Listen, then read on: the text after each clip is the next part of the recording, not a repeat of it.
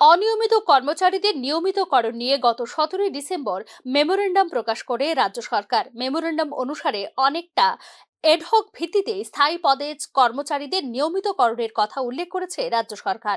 অর্থাৎ এক্ষেত্রে সাময়িক কালের জন্য কিছুটা বেশি অর্থ প্রাপ্তি হলেও চাকরি জীবনের শেষে মিলবে না বিশেষ কোনো বেনিফিট।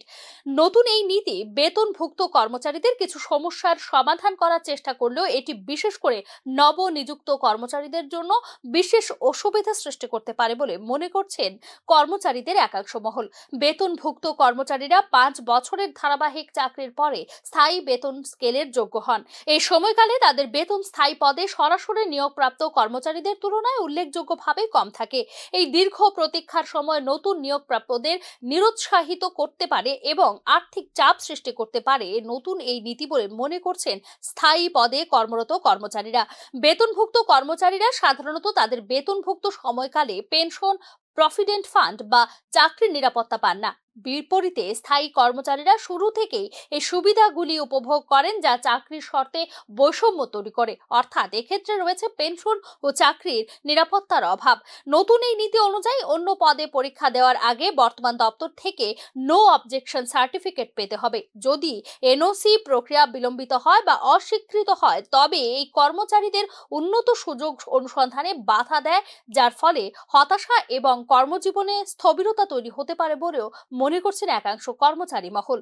বেতনভুক্ত পদগুলিকে অগ্রাধিকার দেওয়া এবং স্থায়ী পদগুলিকে স্থগিত রাখার মাধ্যমে এই নীতি স্থিতিশীল এবং দীর্ঘমেয়াদী ভালো সুবিধা সম্পন্ন চাকরির প্রাপ্যতা কমিয়ে দেয়। এটি সরকারি চাকরির গুণগত মানের সামগ্রিক পতনের দিকে পরিচালিত করতে পারে। অর্থাৎ এক্ষেত্রে হ্রাস পাবে স্থায়ী পদের সংখ্যাও। নিয়মিত পদের কর্মচারীরা সাধারণত তাদের কর্মজীবনের শুরুতেই পদোন্নতি, বেতন সংশোধন এবং পেশাগত উন্নয়নের সুযোগ পান। এক্ষেত্রে স্থায়ী পদে নিয়োগ প্রাপ্তদের ক্যারিয়ার উন্নতির সুযোগ থাকবে সীমিত। অসম সুবিধার অভাব, কর্মচারীদের অসন্তুষ্টি এবং স্থায়ী পদ এবং পেনশন হ্রাস সরকারি চাকরিকে নতুন চাকরি প্রার্থীদের কাছে কম আকর্ষণীয় করে তুলতে পারে বলেও আশঙ্কা করছেন একাংশ সরকারি কর্মচারী। এ ধরনের নীতি সময়ের সাথে সাথে দক্ষ এবং যোগ্য পেশাদারদের আকর্ষণ করার ক্ষেত্রে সরকারের সক্ষমতাকে প্রভাবিত করতে পারে, যা কর্মক্ষেত্রে সামগ্রিক সামঞ্জস্যে প্রভাব ফেলতে পারে বলেও মনে করছেন অনেকে।